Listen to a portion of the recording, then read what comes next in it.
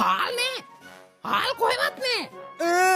ඉරිසේන යගේ කඩේටත් ගියා. රිලෙවෙක්ට ලිංගික අතවර කරා කියලා මීයා පොලිසියෙන් අල්ලන් ගිහිල්ලා. කඩේ වහලා. බොහොම හොඳයි. very good. කලින් පාර කිකිලියොත් එක සංසර්ගයේදීලා කිකිලියොන්ට අසහනය ඇති කරලා බිත්තර නැත්තටම නැති කරා. මේ පාර මෝල්කාරයන්ව මෝල් කරලා උන් හාල් දෙන්න තුව මෝල් ඇතුළට වෙලා ස්වෙන් වින්දනය කර කර ඉන්නවා. ආච්චිට හාල් කරන්න. ඕනෝක තමයි ප්‍රශ්නේ. දැන් ඉතින් අකලට පුකේ මයිල් පැහිච්ච බයියෝ අස්සසුම දෙනකම් බලාගෙන ඉන්නවා වගේ හාල් දෙනකම් බලාගෙන ඉඳ බංකෝ.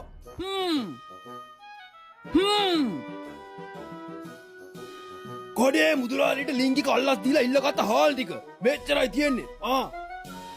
ඔය ටික ගණ්ඩ තුන් පාරක් යහන් ගත වෙන්ඩුනා. හාල් කිලෝ එකට උමගේ පතිවත කෙලෙසවා. කලිනුත් 225 දෙනෙම එකතුලා අපිට ඇරියේ. ඒකින්ද ඕවා වැඩි ගණන් ගන්න එපා. රොටි කඩකාරයෙකුයි පිටි මුදලාල කෙනෙකුයි මයික් දෙක කෙලින් කරන් හාල් ගැන රිසර්ච් එකක් කරනවලු. විශාල කරදරයක් වෙන්නයි යන්නේ. ඔව් මොනවා ඇහුවත් මට නම් කියන්න පුළුවන් මගේ ඩෙන්ටිටි කාඩ් නම්බරේ පමණයි.